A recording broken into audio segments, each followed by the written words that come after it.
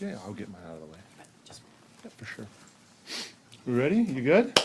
Good morning. Thank you for coming. My name is Constable Mike Della Pilar. I'm the Media Relations Officer for the Kelowna RCMP. My name is spelled capital M-I-K-E, surname spelled capital D-E-L-L-A hyphen capital P-A-O-L-E-R-A. Before we get started, I'd like to do an official acknowledgement that our community is located on the traditional, ancestral, unceded territory of the Syilx and Okanagan peoples. Today, we are welcoming CFSU, who is in partnership with the Kelowna RCMP, to announce the results of a month-long initiative at reducing incidents of gang violence. This was through a data-led strategic deployment of uniformed gang enforcement officers targeting identified individuals on locations associated with gang activity throughout the Thompson and the Kelowna or the Okanagan region. Speaking first on behalf of the RCMP will be Inspector Beth McAndy, first name spelled capital B-E-T-H, surname spelled capital M-C, capital A-N-D-I-E, and representing CFSU BC, Superintendent Allison Lauren, first name spelled capital A-L-I-S-O-N, surname spelled capital L-A-U-R-I-N. At the conclusion of the statements, the floor will be open to some brief questions and answers. In the back, you'll see Corporal Judith Bertrand, who can offer any French if required. Anyways, I'll welcome our guests.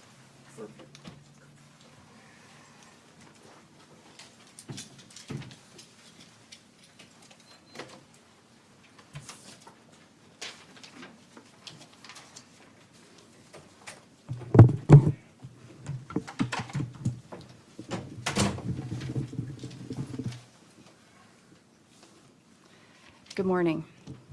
The Kelowna RCMP regularly welcomes CFSU BC to the Okanagan area to collaborate on crime prevention. CFSU BC is a combined unit of RCMP and municipal agencies whose primary responsibility is to target individuals who cause some of the most violent crimes in our community.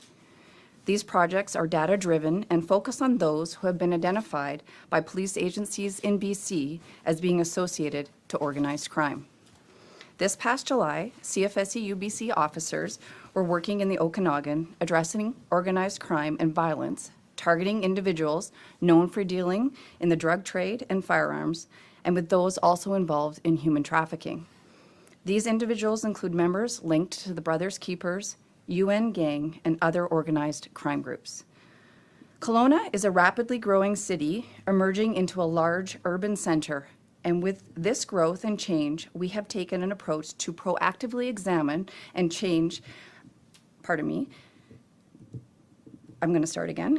is a rapidly growing city emerging into a large urban center, and with this growth and change, we have taken an approach to proactively examine our police response to crime and violence.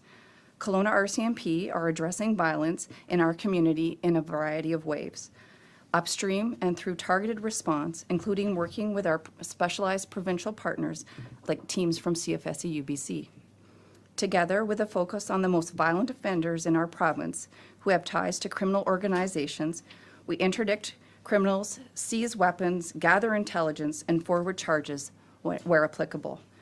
We're pleased to be one of the host agencies for the Uniform Gang Enforcement Team, who responded to our invitation to travel to the Okanagan to work on projects that align with the targeted enforcement strategies of the Kelowna RCMP Regional Detachment. The deployment of these teams during our busy summer months enhanced our policing strategies and increased community safety over the summer in our cities. I turn this over to my colleague, CFSU BC Superintendent Allison Lauren, who will now provide further information on the results of our work.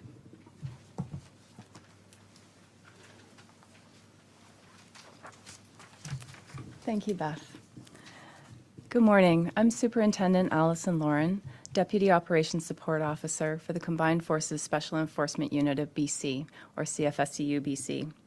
Every day, communities around our province are impacted by gang members who choose to put us all at risk by engaging in high-risk criminal activity associated with drug trafficking, use and carrying of weapons and firearms, and associated violent acts that accompany this lifestyle. The violence associated with criminal and gang activity too often occurs in busy public places that all of us, including our loved ones, frequent, putting us all in danger. As BC's provincial anti-gang agency, CFSEU BC remains committed to utilizing all available intelligence and developing best practices when implementing strategies to support our policing partners as we collectively seek to disrupt and suppress the high-risk behaviors that threaten the safety and well-being of our communities. Over the last several years, CFSEU BC has proactively led a number of initiatives throughout the province. Together with our policing partners, the Uniform Gang Enforcement Team has conducted intelligence-led, targeted uniform patrols, focusing on high-risk places and individuals to disrupt and reduce gang-related crimes. In July of this year, CFSEU BC coordinated an initiative in collaboration with and supported by the Kelowna RCMP, Vernon North Okanagan, Kamloops, and Penticton RCMP detachments, as well as the BC Highway Patrol. We utilized the analysis of our own operational information as well as intelligence from our partners to identify individuals who are involved in high-risk gang-related behavior. This allowed for the strategic deployment of our UGET officers into specific areas to more effectively target the individuals who pose the most significant risk to public safety in our partner Thompson Okanagan communities. The collective goal of our partnership with the various RCMP detachments was to proactively disrupt and reduce these offenders' opportunities for moving illicit substances, for engaging in violence, or for becoming victims of violence themselves.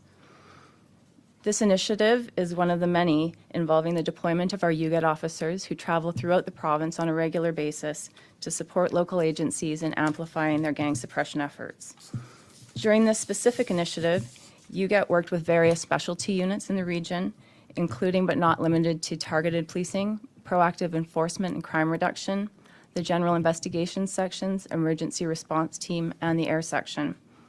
UGET members had numerous interactions with individuals identified by police as being high risk to public safety, including individuals with links to the Brothers Keepers, Red Alert, and outlaw motorcycle clubs, as well as various subgroups. Currently, 17 files involve criminal and provincial investigations and charges, and we are anticipating more charges as several files are still under investigation. 64 files resulted in the seizure of either weapons or illegal drugs in trafficking level quantities. The total volume of drugs seized is 227 kilograms. The estimated street value is over $670,000. As well, the amount of fentanyl seized is equivalent to approximately 29,000 lethal doses. You will notice a few firearms on the table. Some of these are airsofts and are at times indistinguishable from real firearms. We have seen through our investigations that these are being converted to fire live ammunition. This is an area of significant concern, as airsoft-style firearms are typically much easier to obtain and subject to less regulation. The items seized also include 47 weapons, such as knives, brass knuckles, bear spray, batons, machetes, and an axe, all of which, when in the wrong hands, could inflict serious injury. And finally, the $12,500 cash seized is important, as it is capital that can be used to fuel future gang activities such as drug trafficking, gun trafficking, or to contract future violent acts. Increasingly, the police are seeing younger and younger individuals become involved in gangs and drug dealing. We know from interviews of individuals trying to leave the gang life that one of the top reasons youth become involved in gangs is for a sense of belonging. They are drawn in by the myths of easy money and a false sense of loyalty from the group. Gangs use many tactics, including music videos and social media, as well as more traditional methods such as blackmail, creating indebtedness, or participation in violence to recruit new members. As a community, we need to make sure that our youth are able to find their sense of belonging in other ways, whether it's through strong positive family bonds, sports and a connection to school and education, a job, or a social club. The police alone cannot end gang life, and we need the support of the communities of the Thompson Okanagan. It's a helpless feeling to see people you know and care about get involved in dangerous situations and criminal activity, particularly at a very young age, and feel there's nothing you can do. You can help the police by calling us and telling us what you know. Every piece of intelligence assists in our investigations and provides police an opportunity to discuss with you options for getting your friend or family member out of the gang life. I encourage anyone who has a concern to check out our CFSEU and Gang Life website. There are materials there for parents, teachers, and friends to learn about the early warning signs that a youth is involved in drug dealing or the gang life and how to respond. With early and coordinated intervention, youth who have gotten involved in this kind of activity can get out. In conclusion, I want to speak directly to those individuals involved in gang activity. If you continue your activity, you should expect to be stopped by our UGET officers or RCMP or municipal officers from other agencies. We will do everything in our legal and lawful means to keep our community safe from you. It does not have to be an inevitability for you to end up either in jail or killed by a rival gangster. Reach out for help and get out before it's too late. Thank you.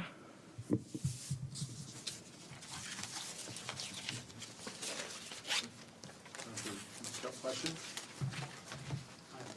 Could you compare the amount of weapons and drugs seized in this particular initiative with similar ones in the past? And does this represent an increase in gang activity locally? Well, certainly compared to an initiative we did in March, there were a lower number of seizures, but Kelowna and the Thompson Okanagan are not the lower mainland. Additionally, we had one team working on this project, and we were able to deploy greater numbers of resources in the LMD. But nonetheless, the results speak for themselves. These are a significant impact on the local drug trade, and taking any weapon off the street out of the hands of someone who might use it for violence is always a good thing. You mentioned you're seeing younger and younger. How young? Gang involvement is beginning as early as in high school, and that's why we're speaking today to the community to let everyone know that this is not solely a policing problem. This is a problem where the entire community needs to come together and make sure that our youth have that sense of belonging and purpose that they're looking for. Over the course of this initiative, how many arrests were made? I don't have those stats with me today. We can have Sergeant Winnipenny follow up with you afterwards for arrests. There were a few murders, I think 3 in August. Are they considered to be gang-related incidents? I'll turn that question over to Inspector McCandy. What I can say about the 3 homicides you're speaking to is that we've been able to establish that one of the homicides that we had this summer, the victim of that incident did have a direct ties to the Lower Mainland and the local gang groups. And this investigation is currently active and ongoing.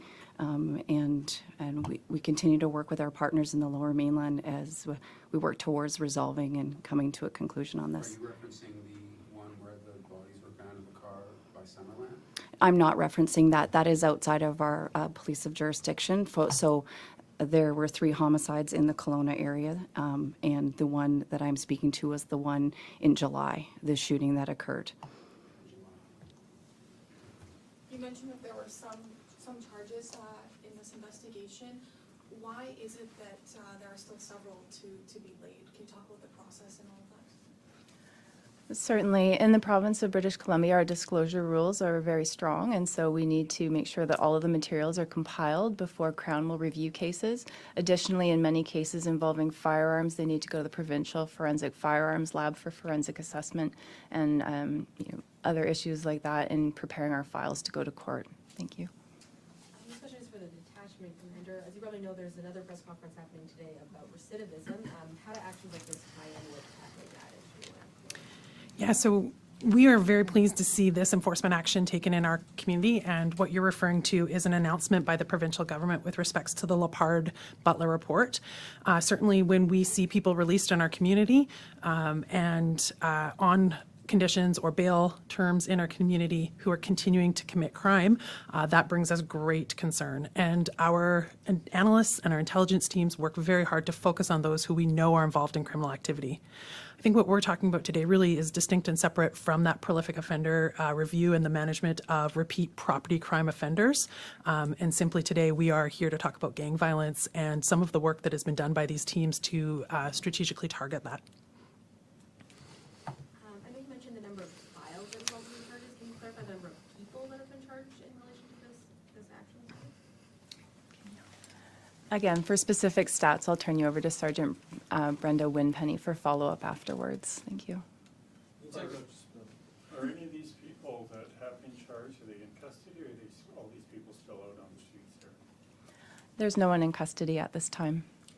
And maybe I'll just take a minute to speak about this. So we have been talking in our community a lot about repeat prolific offenders. And when we're dealing with property crime and those addicted to substances, we are looking for the provincial government to respond with a healthcare response or with accountability through our jail system, the one system we have for incarceration. Property crime and violent crime that leads to these seizures and gang-related work must be held at the most serious level. And when we see people involved in this kind of work and/or like the murder we had in July in our community, our focus and our priority is to make sure we are getting off the street these types of weapons that we're seeing here before us, and also disrupting that sale of illicit commodities, whether that be drugs, weapons, humans, whatever that might be, that the organized crime groups are trading.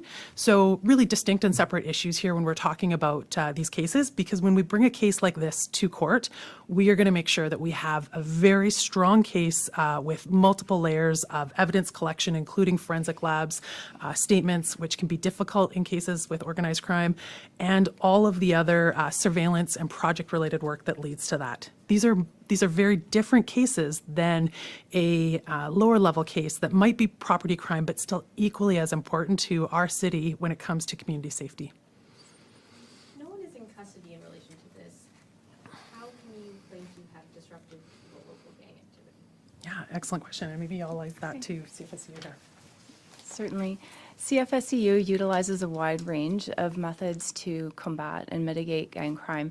And I believe anytime we can take a weapon such as the GSG-16 there on the table off of the streets and out of the hands of someone who may use it to commit public violence, we've done our job in terms of suppressing the gang violence that puts us all at risk. So we use multiple strategies, including education, intervention, and exiting services through mitigation, suppression, all the way up to our covert investigations, which are more long-term as well. So thank you. Last question. I guess for like the public side of things, just what's your message for the public that, you know, sees all this and hears all this information about, you know, their reassurance that, you know, they can be safe just walking around the streets of Kelowna and not having to worry or put that fear put in them about gang violence and be kind of subjected to that or victim to that? Great questions with respects to safety in our community. And I think this is an opportunity for us to discuss a different aspect than we've been discussing in the last couple of months, which is our repeat property crime.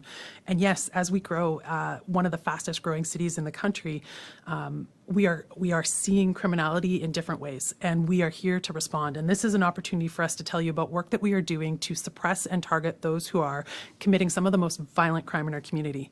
But this detachment focuses on all sorts of different work. We have the investigative services officer here who leads criminal investigations, into vulnerable persons files, into property crime, into targeted enforcement on gangs.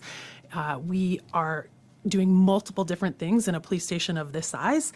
And for us, it is really important for our community to see the types of weapons and drugs that exist in our community and the work that our police officers are doing to make sure that's disrupted and targeted. And we continue to do the work, not only at government level changes, but also asking our government to respond appropriately where needed with respects to bail terms and sentencing, as well as pathways to healthcare in order to stop the repeat cycle of arresting people and seeing them back out on the streets